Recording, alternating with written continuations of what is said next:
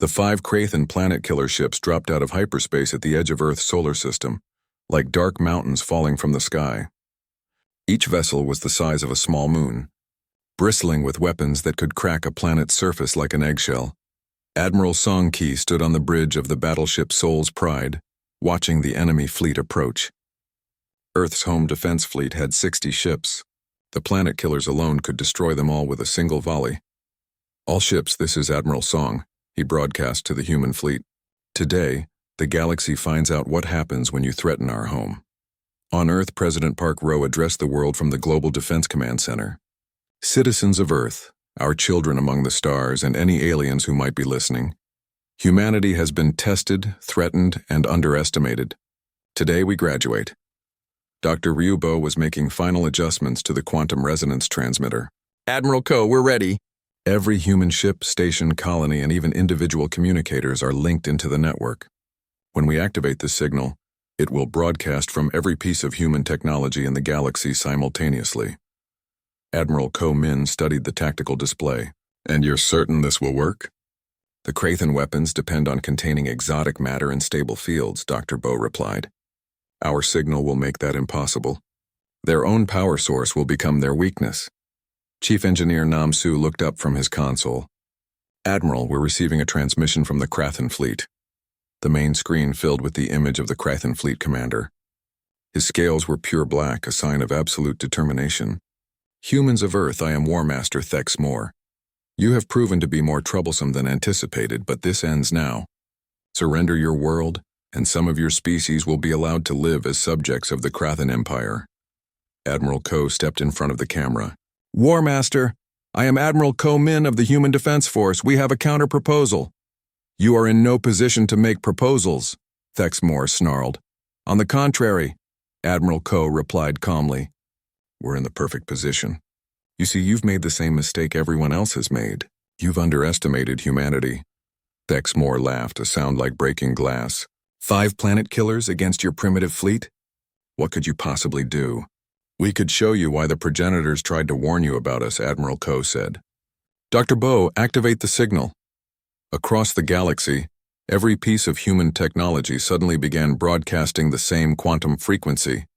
On Nexus Station, Captain Lee J felt his communicator vibrate with a harmonic resonance that seemed to reach into his bones. The effect on the Crathan fleet was immediate and terrifying. The exotic matter, containment fields that powered their weapons began to collapse. Energy that had been safely contained for decades suddenly became unstable. The planet killer weapons didn't just fail. They ceased to exist as their power sources turned into expanding clouds of harmless particles. War Master Thex Moore stared at his instruments in disbelief. "Impossible. Our weapons are based on proven technology. They cannot simply stop working."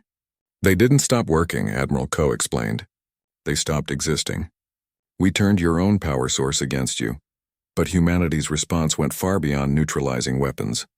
Captain Yoon Bin, pilot of the experimental ship Reality's Edge, engaged systems that shouldn't have been possible.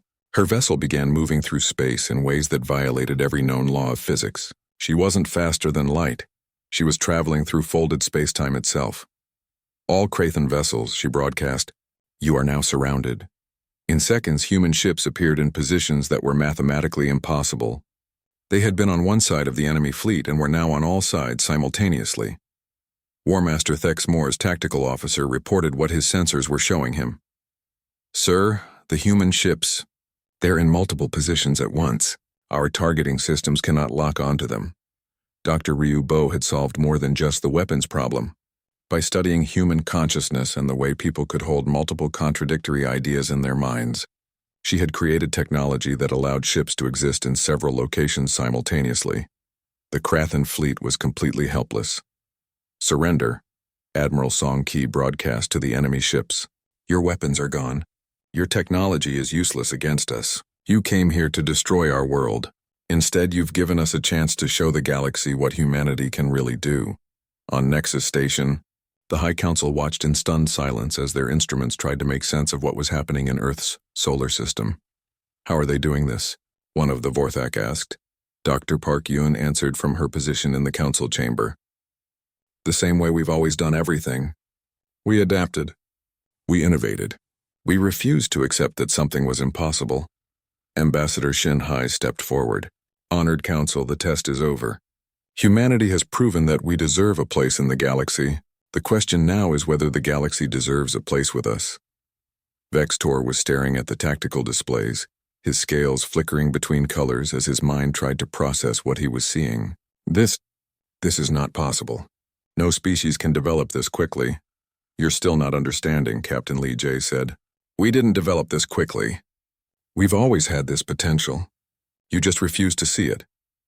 Scholar Kang Da activated a holographic display showing human history. Look at our past. Every time we faced extinction, we found a way to survive. Every time we encountered a problem we couldn't solve, we invented new ways of thinking. Every time someone told us something was impossible, we proved them wrong. The display showed images of humans climbing mountains, crossing oceans, flying through the air, and reaching for the stars. This is who we are. This is what we do. The progenitors saw it 50,000 years ago. We just needed the right motivation to show it. Commander Zhou Jin was monitoring communications from across the galaxy. Captain, we're receiving surrender offers from Krathan forces throughout their empire. It's not just the fleet at Earth. Their entire military is standing down. In Earth's solar system, War Master Thex Moore made the hardest decision of his life. Human Admiral, the Krathan Empire surrenders. Admiral Ko's voice was gentle when he replied, War Master, we don't want your surrender. We want your cooperation. I don't understand. Humanity doesn't conquer, Admiral Ko explained. We transform, we grow, and we help others grow with us. President Park Ro's image appeared on screens throughout the Krathan fleet. Citizens of the Krathan Empire, you are not our enemies. You are our newest partners. Together, we're going to build something the galaxy has never seen before. The transformation began immediately. Human engineers shared their adaptation technology with former Krathan worlds. Within weeks, planets that had been strip-mined wastelands began showing signs of new life. The same quantum principles that had neutralized the planet-killer weapons could also heal damaged ecosystems. On Nexus Station, Captain Yoon Bin materialized in the High Council chamber using the same reality warping technology that had won the battle at Earth. Honored Council, she said, humanity formally requests membership in the Galactic Collective, not as subjects to be tested but as equals ready to contribute. The lead Vorthak spoke slowly, as if the words were difficult to say. What would humanity contribute? Ambassador Shinhai smiled. Everything. We'll share our technology, our innovation, our ability to see potential where others see only problems. Most importantly, we'll share our greatest gift, which is hope, Captain Lee J said. The belief that things can always get better, that problems can always be solved, that there's always a way forward. Dr. Park Yoon had been working on her final translation of the progenitor warnings. She stood and read the last passage aloud. If these humans ever reach the stars, they will not conquer the galaxy. They will transform it into something we cannot imagine. They will teach every species that limitation is a choice, not a law. They will show the universe that evolution never ends. The chamber was silent for a long moment. Finally, the lead Vorthak spoke. The collective accepts humanity as full members. May the galaxy be ready for what comes next. Captain Lee J updated the Galactic Archives with a new entry. To any civilization that may read this in the future, the universe tried to warn you about humanity. The warning was correct, but not in the way you might think. We are dangerous. Dangerous to stagnation, to despair, to the belief that things cannot change. We are the species that turns obstacles into opportunities and makes the impossible merely difficult. The progenitors were right. The galaxy has changed forever, and it's only the beginning. The final scene showed former Krathan worlds now thriving under human-guided transformation, while representatives from hundreds of species lined up at Earth's embassies, asking for help with their own impossible problems. Humanity had passed the test not by proving they were harmless, but by proving that they were exactly as dangerous as the universe had warned, and that this was precisely what the galaxy needed. The age of human transformation had begun. Admiral Ko-min stood in the war room beneath Earth's Global Defense Headquarters. Around him, holographic displays showed the movement of ships across the galaxy. Red dots marked Krathan forces. Blue dots showed human positions. The red dots outnumbered the blue ones 50 to 1. Status report. Admiral Ko said. General Yang Jun stepped forward. The Krathen battle fleet has reached our outer colonies. They're not attacking yet, but they're making their presence known. They want us to be afraid. Are we afraid? Admiral Ko asked. Terrified. General Yang replied with a grin. But we're also angry. And angry humans are dangerous humans. Dr. Ryubo looked up from her computer terminal. She was Earth's leading expert on quantum physics and had been working without sleep for 3 days. Admiral, I think we've solved the shield problem. Show me. Dr. Ryu activated a holographic display. We studied the brain scans of our best pilots and engineers. Humans process information differently than other species. We don't just think in straight lines. We think in patterns, in connections, in leaps of logic that shouldn't work but do. She pointed to a complex diagram. I've designed shield generators that work the same way.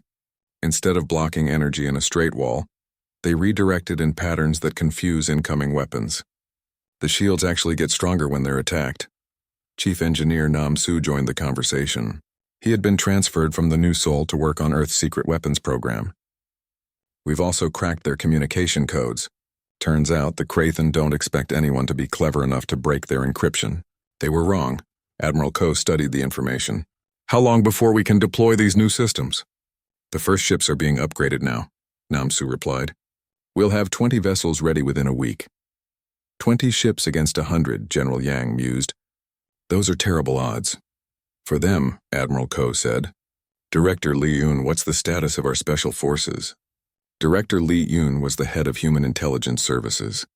She was small and quiet, but everyone in the room knew she was probably the most dangerous person on Earth. Captain Imri's team is in position near the Krathen forward base on Tau Ceti. They're ready to show the galaxy what human soldiers can really do. Light years away, Captain Imri was indeed ready. She lay hidden in the rocks outside the massive Krathen military base, studying the enemy through her scope. Her team of 12 Special Forces soldiers was spread out around the facility. The base was supposed to be impregnable. It had energy shields, automated defenses, and 500 Krathen Marines. It also had one critical weakness. The Krathen had never fought humans before. All teams, this is Rhi, she whispered into her communicator. Remember, we're not here to destroy the base. We're here to take it. The galaxy needs to see that human soldiers can do the impossible. Her plan was insane. It was based on tactics from old Earth video games, historical battles that should have been impossible to win, and the simple fact that the Krathen would never expect 12 humans to attack 500 aliens. The attack began at midnight local time. Soldier Kang Da used stealth technology that the humans had developed by studying how chameleons changed color. The Krathen sensors couldn't detect him as he moved through their outer defenses. Team leader Zhou Jin created diversions on the opposite side of the base, using devices that projected false images and sounds. The Krathen guards saw entire human armies attacking from the east while the real soldiers slipped in from the west. Captain Imri reached the base's central command center without firing a single shot. The Krathen commander was still trying to figure out how many humans were attacking when she appeared behind him. Hello, she said politely. I'm Captain Imri of Earth's Special Forces. You're now my prisoner. The battle for the base lasted 3 hours. When it was over, all 500 Krathen Marines had surrendered to 12 human soldiers. Not a single human had been seriously injured. The impossible had happened. News of the victory reached Nexus Station within hours. Captain Li Jie was in the diplomatic quarters when Ambassador Shin Hai burst through the door. Jie, you need to see this, she said, activating the news feed. On the screen, collective reporters were trying to explain what had happened. A massive Krathen military base had fallen to a tiny human force. No one could understand how it was possible. Dr. Park Yun was studying the reactions of various alien delegates. Look at their faces, she said. They're not just surprised. They're scared. The Krathen delegate, Vextor, was in a fury. This was a trick. Humans must have used some kind of secret weapon. What kind of secret weapon? Ambassador Shin asked innocently. I don't know, but no species can defeat Krathen forces with so few soldiers. Captain Jay smiled. Maybe your forces aren't as good as you thought they were. Within days, more human victories followed. Engineer Nam Su's shield technology proved devastatingly effective. Krathen weapons simply couldn't penetrate the new defenses. while human ships returned fire with weapons that seemed to phase between dimensions. Dr. Ryu Bo had solved the problem of energy weapons by studying human dream patterns. Dreams don't follow the laws of physics, she explained to Admiral Ko. So I designed weapons that don't either. They exist in multiple dimensions at once. The Krathen can't defend against something that technically isn't there. The human fleet, now numbering over 200 ships, began systematically dismantling Krathen outposts. They didn't destroy them completely. Instead, they disabled the weapons and left the crews stranded but alive. It was a message. Humans could have killed them all but chose not to. On Nexus Station, the mood was changing. The younger delegates who had laughed at humanity were now asking nervous questions. How had such a primitive species become so dangerous so quickly? The Vorthak called another emergency session of the High Council. The situation has escalated beyond acceptable parameters, the lead Vorthak announced. Humanity was supposed to be tested, not allowed to defeat collective forces. Vex Tor's scales were almost black with rage. They must be using forbidden technology. No species develops this quickly. Dr. Park Yoon had been studying the collective archives again. She stood up and addressed the council. Honored members, I believe we have been looking at this situation incorrectly. You keep asking how humanity developed so quickly. The real question is, why didn't you expect us to? She activated a holographic display showing human development over the past century. Look at our progress. In 100 years, we went from flying in primitive aircraft to traveling between stars. We split the atom, built computers, and created global communication networks. We did this while fighting wars, surviving disasters, and overcoming seemingly impossible challenges. The chamber was silent as delegates studied the display. Every time humanity faced a problem that should have destroyed us, we found a way to solve it. Every time we encountered an obstacle that should have stopped us, we turned it into an opportunity. This is what we do. This is who we are. Ambassador Shin stepped forward. The Krathen made one critical mistake. They assumed that because we were young, we were weak. They forgot that young things grow. And humanity grows very, very quickly. Captain J looked directly at the Vorthak. You wanted to test us. The test is almost over. The question now is, have we proven our worth? Before the Vorthak could answer, alarms began sounding throughout the station. Emergency broadcasts filled the chamber with urgent reports. The Krathen Empire had deployed their ultimate weapon. Planet killer-class vessels were moving toward Earth itself. The real test was about to begin. Dr. Park Yoon couldn't sleep. While the galaxy prepared for war, she sat in her quarters on Nexus Station, digging deeper into the collective's ancient archives. Something was wrong with the official records, and she was determined to find out what. The files she was looking at were old, older than the collective itself. They were written in a language that predated all known galactic civilizations. After days of work, she had finally cracked enough of the code to read fragments of text. What she found made her blood run cold. Scholar Kang Da. I need you to see this immediately, she said into her communicator. Kang Da was Earth's expert on ancient civilizations. He had been studying alien archaeological sites for the past 3 years, trying to understand the galaxy's true history. He arrived at Dr. Yun's quarters within minutes. What did you find? He asked. Dr. Yun showed him the translated text on her screen. These records mention humanity by name. They were written 50,000 years ago, long before humans even existed as a species. Kang Da read the text carefully. His face grew pale as he understood what he was seeing. The progenitors wrote this, he said quietly. The first species to achieve space travel. The ones who mysteriously vanished just before the collective was formed. Read the warning, Dr. Yun said. Kang Da read aloud. We have encountered a species unlike any other in our travels across the galaxy. They call themselves human, though they are still bound to a single world in a distant spiral arm. We have observed them from afar, and what we have seen terrifies and amazes us in equal measure. He paused, then continued. These beings possess something we have never encountered in 50,000 years of galactic exploration. The ability to grow stronger through adversity itself. Where other species break under pressure, humans adapt. Where others despair, humans innovate. Where others surrender, humans find a way to win. Dr. Yun pulled up more files. There's more. Listen to this. We have seen them face extinction-level disasters and emerge more unified than before. We have watched them solve problems in ways that should be impossible. Most disturbing of all, we have observed that they seem to learn from every conflict, becoming more dangerous with each challenge they overcome. How could they have known about us 50,000 years ago? Kangda asked. Humans weren't even evolved yet. Maybe they could see the future. Maybe they were time travelers. Or maybe, Dr. Yun said slowly, they met humans from a different timeline. She showed him the final part of the progenitor message. Do not seek them out. Do not provoke them. Do not attempt to control or test them. Should they ever reach the stars naturally, the galaxy will change forever. This is not a warning of destruction, but of transformation that none of us are prepared for. We who have ruled the galaxy for millennia will become pupils to these young teachers of adaptation. Kangda sat back in his chair. The collective found these warnings when they discovered progenitor ruins. That's why the Vorthak issued the 50-cycle test. They were hoping to prove the progenitors wrong. But they shared the warnings with the younger species, Dr. Yun realized.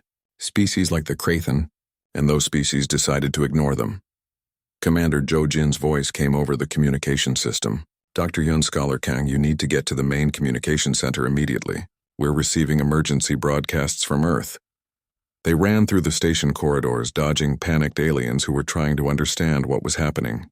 The communication center was in chaos when they arrived. Captain Li Jie was standing before the main screen, his face grim. The Krathen have deployed planet-killer weapons. 5 massive ships, each one capable of destroying an entire world. They're moving toward Earth. On the screen, Admiral Ko Min was speaking from Earth's command center. All human colonies are evacuating to prepared positions. Our fleet is moving to intercept, but those planet killers outgun anything we have. Ambassador Shinhai turned to Captain Jay. How long do we have? 18 hours until they reach Earth, Jay replied. Dr. Yun stepped forward. Captain, I need to show you what we found. She quickly explained the progenitor warnings and what they revealed about humanity's true nature. As she spoke, Captain Jay's expression changed from worry to understanding. So the entire collective has been afraid of us from the beginning, he said. The test wasn't to see if we were worthy. It was to see if they could control us before we became too dangerous. The Krathen forced this confrontation, Kangda added. They want to destroy humanity before we become what the progenitors said we would become. Captain Jay activated the ship-wide communication system. This is Captain Jay to all human vessels and colonies. I'm about to share information that changes everything we thought we knew about our place in the galaxy. He broadcast the progenitor warnings to every human in space. The reaction was immediate and powerful. Across the galaxy, human voices responded with a mixture of anger, determination, and grim satisfaction. So that's what this is really about, came Admiral Ko's voice from Earth. They're not testing us. They're trying to stop us from becoming what we're meant to be. Dr. Ryu Bo's voice joined the conversation from her laboratory on Earth. Admiral, I've been monitoring the planet-killer ships. Their weapons depend on exotic matter containment fields. I think I know how to stop them. Explain. The quantum resonance patterns we discovered, the ones based on human neural networks. If we broadcast them on the right frequency, we can destabilize any exotic matter in the area. Their weapons will simply cease to exist. Chief Engineer Namsu's voice came online. Bo, that's brilliant. But we'll need every human ship, station, and settlement to broadcast the signal simultaneously. Can we coordinate that kind of operation?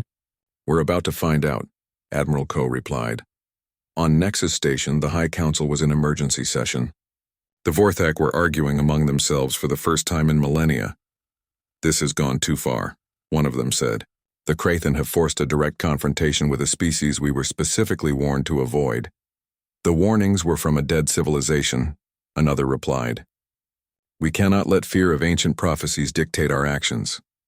Vex Tor stood before the council, his scales blazing red. The humans must be destroyed now before they become too powerful to stop. The planet killers will end this threat forever. Captain Jay stepped into the chamber without permission. Behind him came Dr. Yun, Scholar Kang, and Commander Zhou Jin. Honored Council, Captain Jay said, his voice carrying clearly through the vast space. We know about the progenitor warnings. We know what you're really afraid of. And we know what the Krathen are trying to do. The chamber fell silent. You have a choice to make, Captain Jay continued. You can stand with the Krathen and try to destroy humanity before we reach our potential. or you can step back and let the universe take its natural course. And if we choose to stand aside? The lead Vorthak asked. Captain J smiled, and for the first time since arriving at Nexus Station, he looked completely confident. Then you'll get to see what happens when humanity is truly threatened. The progenitors were right about one thing. The galaxy is about to change forever. At that moment, alarms began sounding throughout the station. The planet killer fleet had reached Earth's solar system. The final test was about to begin, and this time, humanity would show the galaxy exactly what the progenitors had tried to warn them about. The attack on Kepler 442b happened at dawn local time. Commander Bei Wu was drinking his morning coffee when the alarm started screaming across the mining colony. Through his office window, he could see Krathan warships dropping out of hyperspace like falling stars. All personnel to battle stations, he shouted into his communicator. This is not a drill. The colony had 300 miners and their families.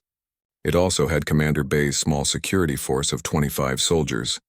Against the Krathan fleet of 15 warships, it should have been a massacre that lasted about 10 minutes. The Krathan commander broadcast his demands across all frequencies. Humans of Kepler 442b, you will surrender immediately. Your species has been deemed potentially dangerous. You will be relocated for processing. Commander Bei grabbed his weapon and ran toward the main command center. Engineer Choi Han was already there, his fingers flying over the control panels. What's our situation? Bei asked. Bad, Choi replied. 15 Krathan cruisers, each one bigger than our entire settlement. They've got enough firepower to turn this whole asteroid into dust. What do we have? Choi grinned, and Bei realized his friend was actually enjoying this. We've got mining equipment, explosives, and about 300 very angry humans who don't like being told what to do. The first Krathan landing ships touched down 20 minutes later. Reptilian soldiers in powered armor marched out, expecting to find terrified colonists ready to surrender. Instead, they found empty buildings and suspicious silence. Human commander, the Krathan leader broadcast, you are delaying the inevitable. Come out and surrender, and your people will not be harmed. Commander Bei's voice came back over the radio, calm and steady. Krathan commander, you seem to have made a mistake. You're not relocating us. You're not processing us. You're leaving now. The Krathan leader laughed, a sound like grinding metal. You have no weapons capable of harming our ships. You have no military force worthy of the name. What could you possibly do to stop us? The answer came in the form of the asteroid itself moving. Engineer Choi had done something impossible. He had turned the entire mining operation into a weapon. Controlled explosions throughout the asteroid's core created massive shifts in gravity and momentum. Chunks of rock the size of buildings began flying through space like guided missiles. The first Krathan ship to get hit didn't understand what was happening. A piece of asteroid struck its shield generator, and suddenly it was vulnerable. The second chunk of rock punched through its hull like it was made of paper. Impossible, the Krathan commander screamed. How are you doing this? Commander Bei's troops had taken positions throughout the mining tunnels. They had no military vehicles, so they used mining mechs instead. They had no proper weapons, so they used industrial lasers and explosive charges. Most importantly, they had no intention of surrendering. The battle lasted 6 hours. When it was over, 12 of the 15 Krathan ships were either destroyed or badly damaged. The remaining 3 retreated to a safe distance and sent urgent messages back to their fleet command. On Nexus Station, Captain Lee Jae was in the middle of a diplomatic meeting when the news arrived. The Krathan delegate Vex Tor burst into the room with his scales flashing bright red. Your people have attacked collective forces, he shouted. This is an act of war. Ambassador Shinhai remained calm. Our people defended themselves against an unprovoked attack. The 50-cycle grace period specifically stated that humanity would not be subjected to hostile action during this time. The relocation was for everyone's safety, Vex protested. Dr. Park Yun looked up from her tablet. Relocation to where exactly? Your reports don't mention any destination for the colonists. Vex's scales shifted to a darker color, and he said nothing. Captain J felt a cold anger building in his chest. These aliens had tried to make 300 humans disappear, just like the 17 species before them, but humanity had fought back. News of the battle spread quickly throughout the collective.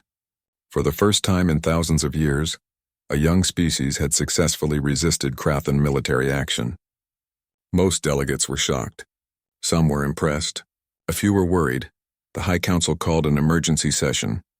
This violence was unnecessary, the lead Vorthak said. The humans could have submitted to relocation peacefully. Where were they being relocated to? Ambassador Shin asked. The Vorthak paused. That information is classified. Dr. Yun stepped forward. Honored Council, we have been studying collective records. We have found references to other species who received similar warnings and underwent similar relocations. None of those species exist today. We would like to know what happened to them. The chamber fell silent. Several delegates shifted uncomfortably in their seats. That information is also classified, the Vorthak replied. Captain J had heard enough. Then we refuse any further relocations. If the Krathen want to test humanity's worthiness, they can do it without threatening our civilians. Vex Tor rose from his seat. You dare make demands of the collective? You are nothing. Your entire species could not defeat a single Krathen battle fleet. Funny, said a new voice from the chamber entrance. Because we just did. Admiral Ko Min walked into the chamber, still wearing his military uniform from the trip to Nexus Station. Behind him came General Yang Jun and several other high-ranking human officers. The colony on Kepler 442b stands free, Admiral Ko announced. Commander Bei Wu and Engineer Choi Han have proven that human determination is worth more than Krathen technology. Dr. Yun was studying her tablet again. Admiral, I think you should see this. I've been monitoring collective communication channels.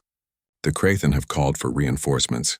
A battle fleet of over 100 ships is moving toward human space. Admiral Ko smiled, and it was not a friendly expression. Let them come. Earth has been preparing for this possibility since the day we first met you. If the Krathen want to see what humanity is really capable of, we'll be happy to show them. Vex Tor's scales flashed between red and yellow. You cannot stand against the might of the Krathen Empire. We have conquered 1,000 worlds. You've conquered species that were willing to surrender, Admiral Ko replied. We're not. The Vorthak leader raised one ancient hand. Violence is not the answer. There must be another way. There is, Ambassador Shin said. The Krathen can withdraw their fleets and allow the 50-cycle evaluation to proceed as originally agreed. Humanity will prove its worth through actions, not through submission to threats. And if we refuse? Vex demanded. Captain J looked directly at the Krathen delegate. Then you'll learn why the universe tried to warn you about us.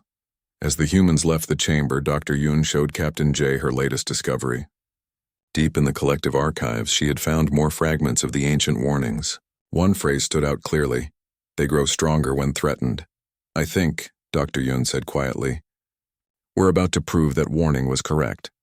In the depths of space, human ships were already moving toward the Krathen fleet.